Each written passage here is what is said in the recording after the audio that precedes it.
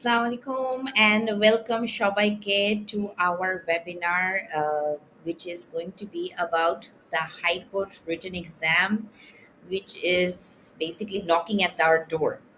It's in less than a week. সামনের শুক্রবার মের 10 তারিখ দুপুর ৩টা থেকে ৬টা হাইকোর্ট রিটেন এক্সাম আমাদের শুরু হবে এবং ওইটার ব্যাপারে আলোচনা করার জন্য আজকে আমরা একটা স্পেশাল ওয়েবিনার সিরিজ নিয়ে এসেছি যেখানে আমাদের সাথে কিছু গেস্ট স্পিকার থাকবেন যারা একবারে হাইকোর্ট রিটেন এক্সাম পাশ করেছেন ভেরি রিসেন্টলি অ্যান্ড তারা তাদের কিছু টিপস এবং কিছু ট্রিক্স শেয়ার করবেন that what made them successful with hope that all of you who are sitting for this written exam for the High Court can also learn and be successful at the same time.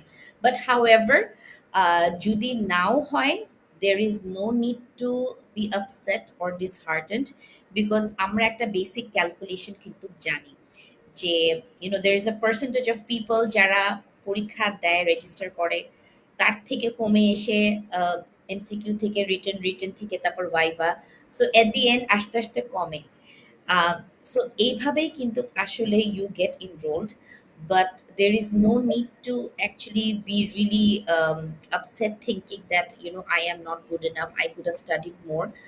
But trust me, a lot of people, like I have also passed with studying for a very little period of time and আমরা actually আমাদের গেস্টের কাছ থেকে শুনবো guest speakers তাদের experience যারা very recently পরীক্ষা দিয়েছে.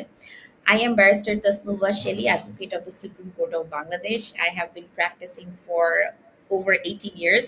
So আমি হাইকোর্টের এনরোলমেন্টের পরীক্ষা আসলে অনেক আগে দিয়েছি, but my experience was wonderful and I finished it everything alhamdulillah in one go. But with us today, to help you with the tips and tricks, because bar council actually অনেক modern হয়ে গেছে এখন এখন আর physically যেতে হয় না, এখন আর physically application নিয়ে জমা দিতে হয় না. A lot of things have become digitalized. SMS এর মাধ্যমে চলে আসে তোমার their center number, your form, your admit cards. You can just download, print, and do it. So it's great how technology has taken over bar council and it has made life a lot easier. So আমি আর কথা না বলে I want to introduce our guest with us today, who is none other than Advocate Shri Bhumik Joya. Thank you so much, Apu. I'm doing good, Apu. How are you? ব্যাপারে যদি বলি, Joya basically University of London থেকে LLB করেছে এবং ও 2022-এ তার high court return enrolment exam দিয়ে একবারেই সে পাশ করেছে. So congrats, that's actually a very big deal and I think it was sometime during the covid also. Joya has been practicing ever since she finished her LLB. She was practicing in a law firm for about 4 years. And after that, she has been practicing about in a corporate, more in a corporate environment to see the corporate world. And, আমিও এটা believe করি আসলে অনেকে জিজ্ঞেস করে কোনটা ভালো, litigation or in-house counsel. And I'm like, it actually vary করে. You should try it. কারো ভালো লাগে, কারো ভালো লাগে না। সো আসলে না, এটা এক্সপেরিয়েন্স করলে বোঝা যায় না। সবাই বলে দোনোটাই অ্যাকচুয়ালি ২ রকমের ডিফারেন্ট অ্যান্ড ২ রকমের হার্ড। কোর্টের প্র্যাকটিসও ইটস টাফ অ্যান্ড অনেকে মনে করে corporate practice, in-house practice is very easy, but it's actually not. That is also very demanding. I think Joya will agree with me. So আমরা আজকে যে বেসিক কিছু জিনিস আলাপ করব আমাদের হাইকোর্ট রিটেন এক্সামটাকে নিয়ে. Joya, you were a candidate of 2022, like the most recent person যে পরীক্ষা দিয়েছে, and I think it was also during covid times. Kind of. So was that remote exam? Not really, Apu. Physically দিয়েছিলাম আমরা। Physically দিয়েছিলাম, okay good. So আমরা basic কিছু জিনিস জানি, যেরকম আমরা জানি যে it's a 3 hour exam, it's happening on Friday, and আমাদের এই সিলেবাসটাকে আমাদের জানা উচিত। সিলেবাসটা আমাদের সময় ডিফারেন্ট ছিল, এখন এটাকে ৩ ভাগে একটু ভাগ হয়ে গিয়েছে। এখন ৩ ভাগের মধ্যে হয় যেরকম civil, criminal, writ. It's just not limited to drafting.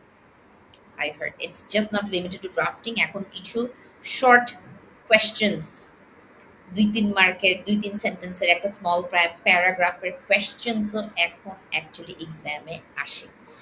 So it's more like আমার মনে হচ্ছে যে ছোটবেলায় আমাদের সেন্টেন্স মেক করতে দিত যে এই টপিকটা নিয়ে কিছু লিখো। So it's something like that. So during my time আমি actually I was working in a very busy law firm. And আমাকে আসলে এক্সট্রা কোথাও আমি কোচিং করি নাই। আজকাল আমি দেখি সবাই এত কোচিং, এত ক্লাসেস, এত বই। আই থিংক আমার সময়ে ২ টা বই ছিল মাত্র। I still have them. ওই হলুদ রঙের একটা high court written permission exam, yellow কালারের। অ্যান্ড আই থিংক ১-২ টা বই ছিল। এখন মানে এত বই, এত ইনস্ট্রাক্টরস, অনলাইন, জুমে, এখানে ওখানে। I didn't actually get to do any of that. আমাকে অ্যাকচুয়ালি কোনো ছুটিও দেওয়া হয় নাই from my chamber. I think আমি 2 days I took off before my exam, and I said, আমার এই পরীক্ষার জন্য at least ২ টা দিন আমি পড়ি। But I think what helped me was because it was a very busy law firm and I was working in the litigation side, so I was already very much into drafting. And so ওই drafting এর জিনিসটা কিন্তু তখনও কিন্তু আমি যে আমি তখনও কিন্তু আমরা আগে হাতে লিখতাম, তারপরে কম্পিউটারে টাইপ করতাম। সো একটা জিনিস before I come to Joya আমি বলবো যে এখন আমি আজকাল দেখি আমরা কেউ আজকাল হাতে কিছু লিখি না। That practice has completely disappeared. We just type everything on the computer. But this exam is handwritten. Right, Joya? This exam is handwritten. It's handwritten, and আমি কিন্তু এখন ৩ ঘন্টা, আমাকে যদি এখন কেউ আধা ঘন্টা লিখতে বলে আমার হাত ব্যথা করবে। So my request to everybody who's sitting for this High Court exam on Friday is দেখে দেখে হলেও at least practice ২-৩টা question paper set to handwrite it and then time yourself, because time management is key. আমরা একদমই হাতে লিখা থেকে সরে গিয়েছি। আমাদের হাতের লিখা স্লো হয়ে গিয়েছে। আমরা মানে যেটা বললাম যে আমার অ্যাকচুয়ালি হাত ব্যথা করে। সো আই এম গেসিং এটা সবারই হয়তো ক্ষেত্রে it's applicable. So that is my advice. And আমি আমি আর কথা না বলে Joya, I want to know from you that how was your experience, what were the things that you do, because I remember you also telling me you also didn't have 3 months to prepare. A lot of people Right. prepare for 6 months. মানুষ চাকরি টাকরি ছেড়ে কাজ টাজ ছেড়ে বলে আমি শুধু পরীক্ষার জন্য প্রিপারেশন নিব, and I'm like really? So which is good. I mean, it's not a bad thing, but unfortunately I didn't get that. And আমরা এই ওয়েবিনারটা করছি এইটাকেও অ্যাকচুয়ালি ওরকম কিছু মানুষদেরকে সাহস দেওয়ার জন্য যে এই ওয়েবিনার দেখার পরে যদি আপনি বাসায় এখন এরপরে যদি পড়তে বসেন, there's still a chance that you may pass. So don't give up hope. So Joy, why don't you tell us, because I know অনেক procedures change হয়েছে, structure change হয়েছে এক্সামের। So because you are a candidate from 2022, uh, the candidates in 2024 will be very much eager to hear from you. Share your Thank you. experience and learnings that made you successful in one go. First of all, thank you so much, Apu, for giving me this opportunity to share my experience. Uh, I might be more detailed, and তার জন্য আগেই sorry বলে নিচ্ছি, because এই এক্সপিরিয়েন্সটা আসলে একটা life time experience. Because আমি যখন এক্সামটা দিয়েছিলাম তখন আমার হাতে খুব একটা সময় ছিল না, অ্যান্ড ওই সময়টাতে অনেক কাজের প্রেশার ছিল। সো আমি অনেস্টলি আমি ১ সপ্তাহটাকেই আমি টার্গেট করে পড়াশোনা করেছি। সো দ্যাট আমার যেন একদম প্রিপারেশনস গুলো যেন একদম মাথায় থাকে, প্লাস অ্যাট এ গ্ল্যান্স যেন আমি অ্যাটলিস্ট এক্সামে বসার আগে যেন আমার সবকিছু মনে থাকে। সো যেটা হয়েছিল, আমি খুব স্ট্র্যাটেজিক্যালি জিনিসগুলোকে আমি গুছিয়েছিলাম। সো আমি একদম স্টার্টিং যদি করি সিভিল থেকে, প্রথমে হচ্ছে একটা কথা বলে নিতে চাই, যে আমাদের ২০২২ এর কোয়েশ্চেনস যদি যারা এখন এক্সামিনি আছে তারা যদি দেখেন, তাহলে বুঝতে পারবেন যে কোয়েশ্চেনস গুলো ধীরে, ধীরে ওই সময়টা থেকে কিন্তু প্যাটার্নটা চেঞ্জ হয়ে আসছে। অ্যান্ড গ্র্যাজুয়ালি 2023 তে আরেকটু টাফার হয়েছে। সো উই আর এক্সপেক্টিং যে এই বছরের কোয়েশ্চেনটা এর চেয়েতেও টাফ হতে পারে বা ওই সিমিলার লেভেলেরই হতে পারে।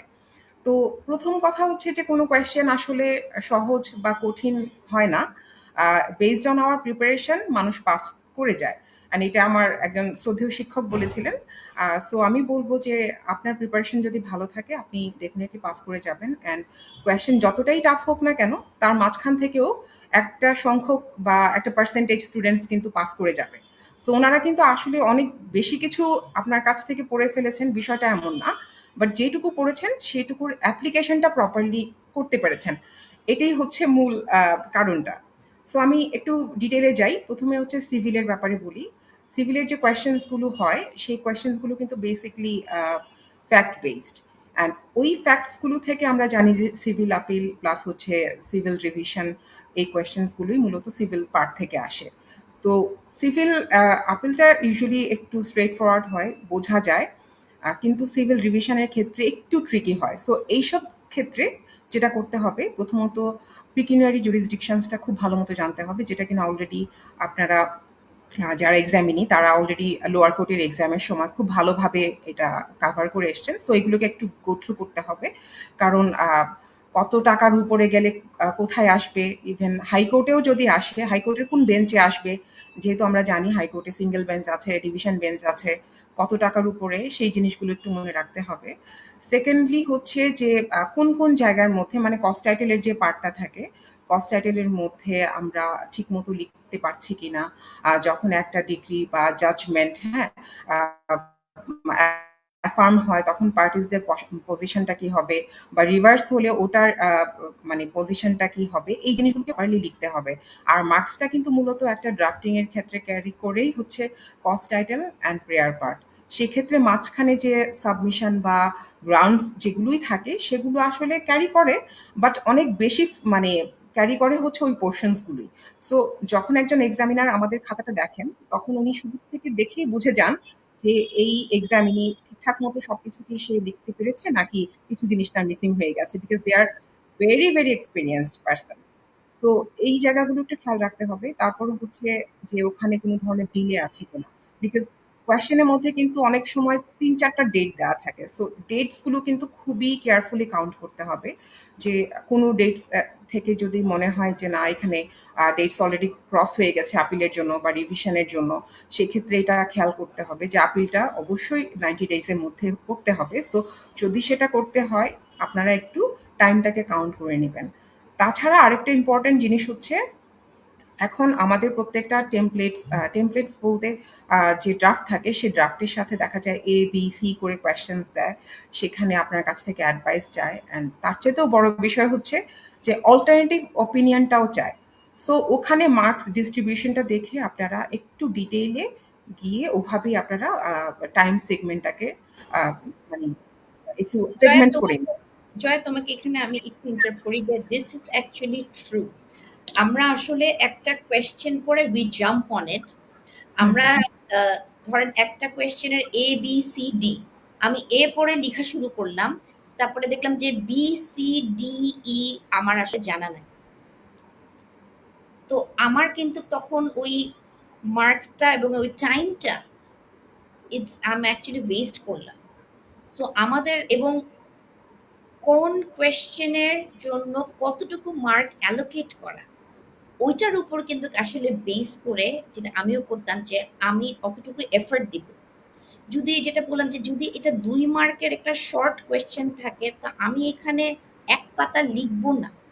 কারণ আমি ১ পাতা লিখলেও আমি ২ মার্কের বেশি আমাকে দিবে না।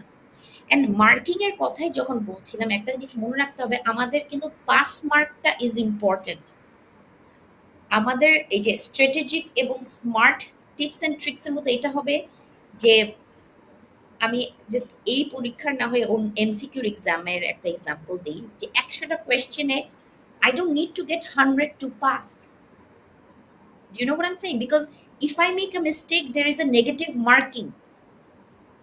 সো আমার যে পাশের এই 40, 50, 60, আমি যদি ওইগুলাকে আমি ঠিক মতন, কারণ সময় কম, একটা প্রশ্নকে ২ বার পড়ার মতন বুঝার মতনও সময় থাকে না if I actually want to attempt all 100.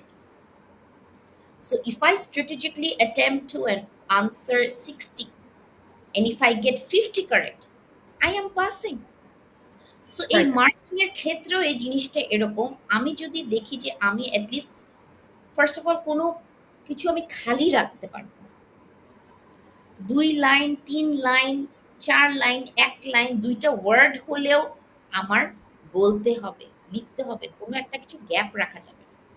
এবং যেটা বললাম যে আমরা যখন আ ড্রাফটিং এর সময় আমরা এই যে একটা পেপারে কিন্তু আমাদের কিন্তু ড্রাফটিংটা A3 পেপারে হয়। হ্যাঁ? সো ওইখানের পেপারটা কিন্তু এই সাইজের একদম ওরকম স্ট্যান্ডার্ড এ হবে না। সো আমাদের যেটা যেই কারণে বলছি যে আমাদের একটু হ্যান্ড রাইটিংটাকে লিখতে হবে। এখন আমি যদি আমার প্রেয়ারটাই একটা, যেটা আমার শেভিট থেকে কিংবা আমার যে নেম অফ দ্য কোর্ট, এটা যদি আমি একটা লাইনে আনতে না পারি, তাহলেই কিন্তু আমার টেমপ্লেট উলটপালট হয়ে যাচ্ছে। সো এই জিনিসগুলা প্র্যাকটিস করা খুবই জরুরি এবং মার্কিংটাকে দেখে প্রত্যেকটা কোয়েশ্চেন করে then you should attempt to answer. You agree? Right আপু। সো সো যেটা তারপরে বলছিলাম। তুমি বলো যে তুমি কিভাবে আম, এই এই যে এই, কারণ টেমপ্লেট তো থাকেই, কিন্তু তুমি কি কি কি জিনিস স্পেশালি তুমি করেছিল এত কম সময়ে, যেটা অ্যাকচুয়ালি এখন যেরকম বললাম যে সময় কম, হুম। মাথার মধ্যে কি করলে কিভাবে করলে, কিছু কুইক ট্রিক্স আমাদেরকে একটু বলো, আমাদের অডিয়েন্সদেরকে যারা এবার পরীক্ষা দিবে। আপু আমি শুরুর দিকেই যেটা করেছি যে আমি লোয়ার কোর্টের কিছু বেসিক্স গুলোকে আমি একটু ভালো করে গো থ্রু করেছি। কেননা ফ্যাক্টস ফাইন্ডিংটা সবচেয়ে বেশি ইম্পর্টেন্ট। সো ওই একটা পার্ট ছিল। দেন হচ্ছে আমি লেখা প্র্যাকটিস করা স্টার্ট করেছিলাম। বিকজ আমি যখনই যেখানেই যেতাম, আমি যেটা করতাম ছোট, ছোট কিছু নোটসের মতো করে নিতাম। সো দ্যাট আমি যখনই যাচ্ছি, বাইরে কোথাও যাচ্ছি, জার্নি করছি বা আ বাহিরে এমনিতেই কোথাও যেতে হচ্ছে কাজের কারণে। সো ওই সময়টাতেও জাস্ট আমি একটু গো থ্রু করে, করে যেতাম। সো দ্যাট আমি এইগুলোকে যেন মনে রাখতে পারি। হ্যাঁ,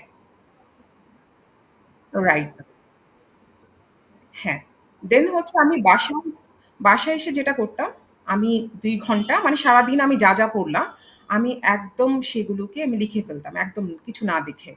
বিকজ আমি চেষ্টা করতাম যে আমার এই জিনিসগুলোকে আমার মাথায় রাখতে হবে। আর রাখার সবচাইতে বড় একটা স্কোপ হচ্ছে লিখা। একবার লিখা হচ্ছে ১৬ বার পড়ার সমান। সো আমি ওই স্ট্র্যাটেজিটাকেই আমি মূলত কাজে লাগিয়েছিলাম। অ্যান্ড ওখানে আমি বারবার আমি আমার নিজের লিখাটাকে আমি কারেক্ট করতাম। এট লিস্ট আমি ২ টা ড্রাফট আমি প্রতিদিন আমি প্র্যাকটিস করতাম এবং আমি মানে সবার আগে যেটা টার্গেট করতাম যে ছোট ছোট যে পোর্শনস গুলো আছে সেই এরিয়াস গুলোকে আমি তাড়াতাড়ি কভার আপ করে ফেলবো। বিকজ আমাদের মানে হিউম্যান সাইকোলজি বলে যখন আমাদের কাজের অনেক প্রেশার হয়ে যায়, প্লাস হচ্ছে যখন অনেক কাজ অনেক বেশি পাইল আপ হয়ে যায়, তখন আমাদের ব্রেন স্লো হয়ে যায়, কিছু নিতে চায় না। সো ওই ব্রেনটাকে বোঝানোর জন্য যেটা করতে হয় যে আগে ছোট জিনিসগুলোকে শেষ করে ফেলতে হবে। সো ওখানে বড় বড় কাজগুলো যেগুলো রয়ে যাবে সেগুলো আস্তে ধীরে এর মাঝখানে করে ফেলতে হবে। সো সেকেন্ডলি আমি যেটা আগে লিখব।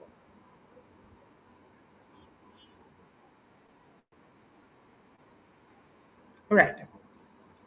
দেন হচ্ছে আমি মাঝামাঝি মানে আমার যখন এক্সাম ছিল তার আগের ৩ থেকে ৪ দিন আগে, যেহেতু আমি বলেছিলাম আপু আমি মানে ৭ দিনের বেশি আমি প্রিপারেশন নিতে পারিনি। সো মাঝামাঝি একটা টাইমকে আমি সিলেক্ট করি যখন আমি খুব বড়, বড় চ্যাপ্টার্স যেমন হচ্ছে রিভিশন, তারপর হচ্ছে রিড, এই ধরনের সাবজেক্টস গুলোকে আমি টার্গেট করে আমি তখন স্টার্ট করলাম আমার স্টাডি। দেন হচ্ছে আমি যেটা করলাম যে রিডের আমি নিজের থেকেই একটা টেমপ্লেটের মতো রেডি করি।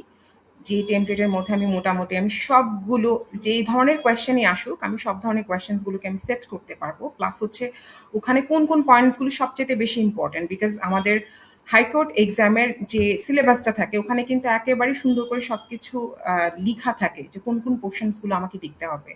দেন সবচাইতে ইম্পোর্টেন্ট যে জিনিসটা আমি রিটের ক্ষেত্রে করেছিলাম সেটা হচ্ছে আমাদের মিনিস্ট্রি, আমাদের কিন্তু অনেকেই জানে কিনা আমি জানি না, আমাদের কিন্তু 40টা মিনিস্ট্রি অ্যান্ড 12টা ডিভিশন আছে। সো 40টা মিনিস্ট্রি আমি মোটামুটি ভালো করে একটু গো থ্রু করেছিলাম। আর প্রিভিয়াস যে কোয়েশ্চেন্সগুলো ছিল, সেই কোয়েশ্চেন্সগুলো দেখে দেখে আমি টার্গেট করেছিলাম যে অ্যাটলিস্ট আমার 15 থেকে 20টা মিনিস্ট্রি আমার একদম প্রপারলি আমার জানা থাকতে হবে। বিকজ আমি যখন পার্টিস করব, তখন কাদের কাদের আমার পার্টি করতে হবে ওই হিসেব করে আমি একটা লিস্ট করেছিলাম যে এই পার্টিস আসলে মানে এই কনসার্নসগুলো আসলে আমি এই মিনিস্ট্রি প্লাস হচ্ছে কনসার্ন যে রেগুলেটরস তাদেরকে আমি এখানে ইনভলভ করব। So that's so that's great. Why. আসলে এই জিনিসটা, এই অ্যাঙ্গেলটা তো আমি নিজেই চিন্তা করি নাই। It's such a smart thing to do, because usually writ গুলা তো আমাদের রেগুলেটরি বডিজ, গভর্নমেন্টের একটা পার্টের সাথেই হয়। সো ইফ ইউ নো, মানে কারণ একটা একটা রেগুলেটরি বডির দেখা যা গেল যে এটার হয় ডিরেক্টর জেনারেল, এদের হয় কমিশনার, এর হয় chairman. So these right, designations, addressing them is very important, and it can actually save very a lot. Important. That's a very good idea. I hope the listeners here are taking notes. Thanks, Joya. Sorry, carry on. I am getting excited. দেন আমি যেটা করেছিলাম যে ওখানে আমাদের affidavit, কোন কোন পোর্শনে affidavit থাকতে হয়, সার্টিফিকেট থাকতে হয়। অ্যান্ড এর মাঝখানে আরেকটা খুব ইম্পর্ট্যান্ট অ্যান্ড মজার ফ্যাক্ট হচ্ছে রিয়েল প্র্যাকটিসে কিন্তু যখন কোনো ফটোকপি আমরা ইউজ করি, তখন কিন্তু একটা ফটোকপির পারমিশন নিতে হয়, যেটা কিনা রিয়েল প্র্যাকটিশনার যারা ওনারা সবাই জানেন। বাট যখন আমরা এক্সাম দিই বা আমি নিজে যখন এক্সামে নিয়েছিলাম, তখন কিছু কিছু বিষয় কিন্তু আমার মাথায় থাকতো না, কারণ আমি তখনও পর্যন্ত প্র্যাকটিশনার হিসেবে আমি জয়েনই করিনি। বাট তখন আমি আমার সিনিয়রদের সাথে আমি কথা বলতাম, আমার যে সিনিয়র স্যার ছিলেন তাদের সাথে কথা বলতাম, বলতাম যে স্যার রিয়েল প্র্যাকটিসে যা যা হয় ওভাবেই স্যার আমি লিখবো। সো কোন কোন পয়েন্টসগুলো আমার লিখাটা দরকার, তখন স্যার আমাকে বললেন যে ফটোকপি দিলে ডেফিনেটলি ফটোকপির পারমিশন নেবে।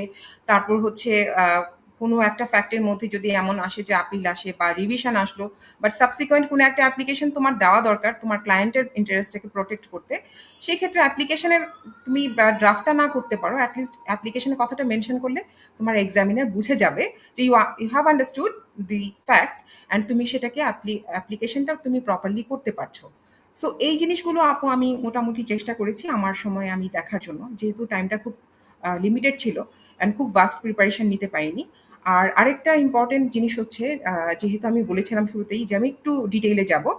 স্ট্যাটাস কো একটা হচ্ছে আমাদের হিভিয়াস কর্পাস অ্যান্ড হচ্ছে সেকশন 491, যেটা অলমোস্ট সিমিলার কোয়েশ্চেনই হয়। অ্যান্ড এইটা একটু ট্রিকি, একটা রিটের আন্ডারে হয় আর একটা ক্রিমিনাল প্রসিডিউরের আন্ডারে হয়। সো কেউ যদি বেসিক ডিফারেন্সটা যদি কেউ একটু ভালো করে গো থ্রু করতে পারে, তাহলে তার একটা কোয়েশ্চেন কাভার করলেই অটোমেটিক্যালি তার দুইটা কাভার হয়ে যায়। সো মানে this is the thing I have followed in my exam. So এভাবে করতে করতে যেটা হলো যে আমি আমার মোটামুটি সব গুলো সেক্টর, সবাই আসলে এটা নেয় না, বাট আমি একটু সেফ সাইডে থাকার জন্য মোটামুটি সব ধরনের ড্রাফটিং যেটা হয় পসিবল, আমি সব ধরনের ড্রাফটিংসগুলোই আমি প্রিপেয়ার করেছিলাম। অ্যান্ড আমি সেগুলো আমি মনেও রাখতে পেরেছিলাম, যেহেতু আমি রেগুলার বেসিসে আমি জিনিসগুলোকে দেখতাম। ইভেন আমি যখন প্র্যাকটিসে যেতাম, কোর্টে গেলেও আমি দেখা যেত আমার হাতের মধ্যে ডায়েরি থাকতো, সেই ডায়েরির মধ্যে আমার ছোট ছোট করে সেই টেমপ্লেটসগুলোকে আমি ছোট ছোট করে লিখে রাখতাম, জাস্ট একটু গো থ্রু করতাম, তারপর আবার একটু রিকল করার চেষ্টা করতাম। যখন দেখতাম যে আমি ফুল জিনিসটা রিকল করতে পারছি, তখন আমি বুঝে যাচ্ছি যে না, এটা আমার ফটোকপির মতো ব্রেইনের মধ্যে সেট হয়ে গেছে, এটা এক্সাম হলে কোনোভাবেই ভুলে যাওয়ার সম্ভাবনা নেই। আর যখন লিখতে পারতাম তখন বুঝতে পারতাম যে না, এখন আর কোনো সমস্যাই নেই, এটা আমি এক্সামের মধ্যেও গিয়ে আমি পারবো। সো কেউ যদি ড্রাফটিংগুলোকে একদম সুন্দরভাবে লিখতে পারে এবং নির্ভুলভাবে, কারণ যেহেতু জিনিসগুলো আসে ইংলিশে, ইংলিশে প্রপার ইংলিশ সিলেকশনস প্লাস হচ্ছে কোথায় কোথায় বোল্ড লেটার লিখতে হবে, কোথায় ক্যাপিটাল লেটারে লিখতে হবে, কোথায় স্মল লেটার লিখতে হবে, Underline, কোথায় কোথায় মিক্স আন্ডারলাইন, লেটার্স কোথায় আন্ডারলাইন করতে হবে। আন্ডারলাইন করতে হবে। সো সব জিনিসগুলো যদি কেউ মাথায় রাখতে পারে, আই বিলিভ যে সে একবারই পাশ করে যাবে। Thank you Joya, I think that was wonderful. এবং আমিও কিছু জিনিস অ্যাড করতে চাই যে অনেকে কিছু জিনিস আসলে একদম basic, I mean there is no way we should make mistake. Like আমি আমার চিফ জাস্টিসের নাম এর স্পেলিং আমার আসলে ভুল হওয়া উচিতই না কোনোভাবে। সো এখানে একটা এস, একটা আই, একটা ই, মানে how to address the chief justice.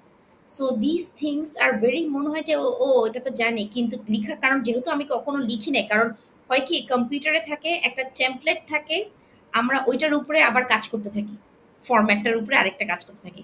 So আমরা হয়তো কখনো টাইপই করি না, কিন্তু লিখার সময় তখন মনে হচ্ছে স্পেলিংটা কি ছিল। So which is why I want to advise যে please always time yourself, because time is a very important factor. You don't have right. All টাইমিংটা একটু মাথায় রাখতে হবে। And again, don't you don't have to get 20 the full marks to pass. কেউ care করে না কত marks দিয়ে পাশ করেছেন, কেউ জানেও না, জানতেও চায় না, খালি জানে পাস নাকি fail. So let's be realistic, because এখনো যেহেতু সময় কম আছে, ইটস নট টু লেট। আমরা একটা রিয়েলিস্টিক অ্যাপ্রোচ নেই। এবং জাস্ট বিফোর উই গো, আমি আহ, জয়া, তোমার again thank you so much. I think I have learned a lot. I hope these examiners যারা এবার পরীক্ষা দিবে তারাও এইসব টিপসকে হেল্পফুল পায়। আমি আরেকটা জিনিস বলবো যে when you get the booklet to answer, because you will be writing, please follow the instructions from A to Z. কি ইনস্ট্রাকশন, কোথায় নাম লিখতে বলেছে, কোথায় হাফ পেজ ছাড়তে বলেছে, কোন পেজ থেকে লেখা স্টার্ট করতে বলেছে, কোন পেজটাকে ব্ল্যাঙ্ক রাখতে বলেছে, এগুলা খুবই ছোট জিনিস মনে হয়, but these are important. And please, পরীক্ষার হলে যাওয়ার জন্য যে যে জিনিসগুলো দরকার, কলম, পেন্সিল অর বেসিক জিনিসগুলা, এগুলা প্লিজ তার আগের দিন রেডি রাখা উচিত। You should reach the venue at least 30 minutes before. Make sure you have the admit card. If you're coming, if you're traveling from outside Dhaka, please তার আগের দিন রাতে আসেন, কারণ কোনো ঠিক নাই, বাস, ট্রেন, প্লেন দেখা গেল ডিলে হয়ে গেল। And get a good night slip. তার আগের দিন রাত সারা রাত জেগে পড়ে হবে না। Get a good night sleep, that's very important. And আমি সবসময় আমাদের এই ওয়েবিনারে বলি, eat some brain foods, some foods which helps with your memory এই কয়দিন। আর কোনোদিন না খেলেও এই কয়দিন try to eat those. And please check your venue, where, মানে পরীক্ষার হলটা কোথায়। এরকমই আমি শুনেছি যে একজন আরেক ভুল হলে ভুল জায়গায় চলে গিয়েছে পরীক্ষার আগে।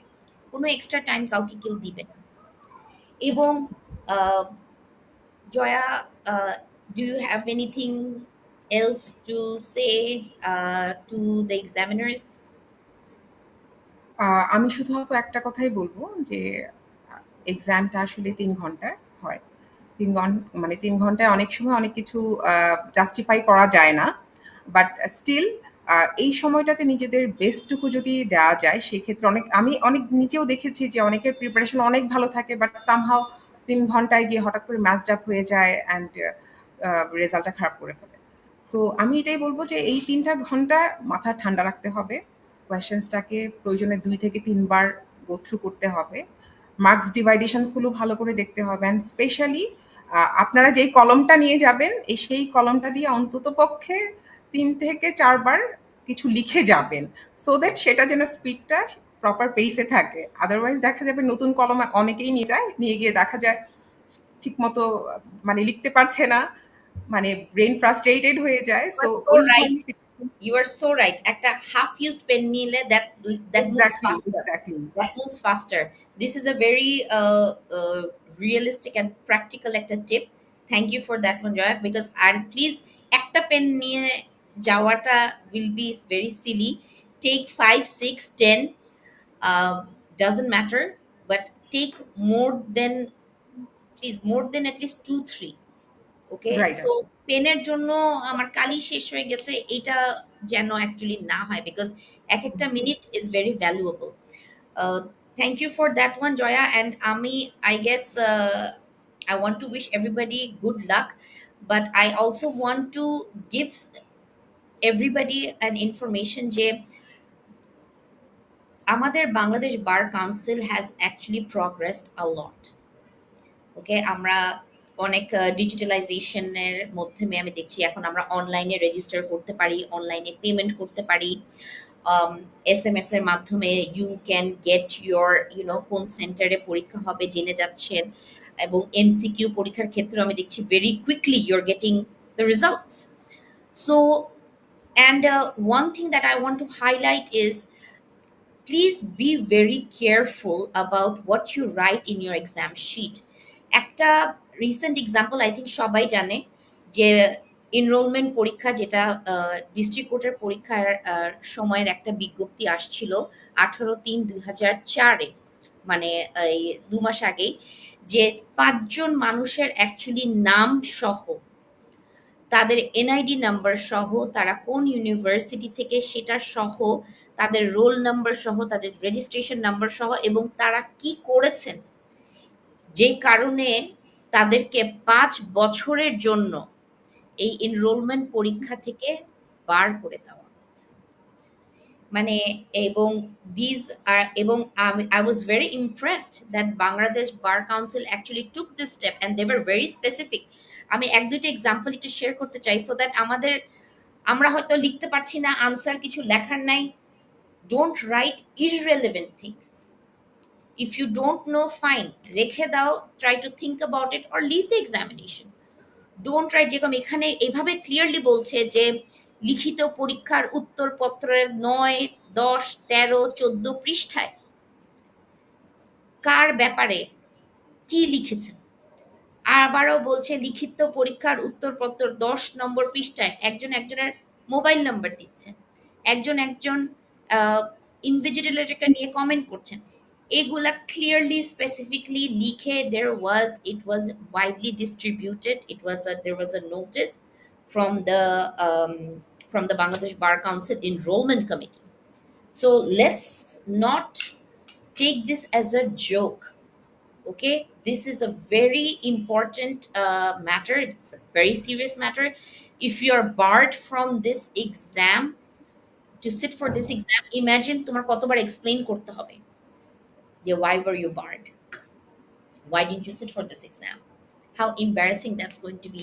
And I'm sure এটা হয়তো যারা করেছে তারা হয়তো বুঝে নাই এই লেভেল পর্যন্ত যাবে, but I think I want to congratulate the Bangladesh Bar Council for taking this bold step, because this actually happens অন্যান্য স্টেটে, অন্যান্য দেশে ওদের state bar professional code of conduct and এথিক্সকে খুবই স্ট্রংলি নেয়, এবং লেফট রাইট সেন্টার কেউ কমপ্লেন করলে তাদের against অ্যাকশন নেয়. So this just shows that how vigilant and how prudent they are, and we need to take them very seriously. And I think with that, I want to wish everyone good luck. And I want to thank you, Joya, for your time and your really valuable tips and tricks. আমিও actually নতুন কিছু অনেকগুলো জিনিস জানলাম যেগুলো actually আমার সময় আমি প্র্যাকটিস করিনি, অর আমি আসলে ভুলেই গেছি। It's been so long, I don't know, but yes, I did do these things. Dress properly, like look like you are fit to be a high court enrolled advocate. মানে চপ্পল পরে এভাবে, মানে আমাদের lawyer is a very prestigious profession, আমাদের legal profession. Okay, we have to wear a collar, we have the jacket, we have the robe. So এগুলো কিন্তু হাইকোর্টের প্র্যাকটিস করার সময় তুমি পড়তে পারবা। So let's actually give us that feeling.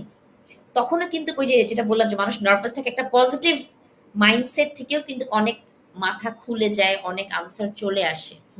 So let's keep a positive mindset and let's go with a fresh mind. Baki shop kichu can wait. Let's prioritize this, and it's not too late. There's still a chance if you start studying from tonight. There's still a chance that you can, by following the tips that Joy has shared with us, you can still do it, and we wish you all the best. Thank you so much, Joya. Thank you so much, Apu, and wish all the best to all examiners. Thank you Yes, so much, Apu. same here. Okay, good night, everyone. Bye. Bye.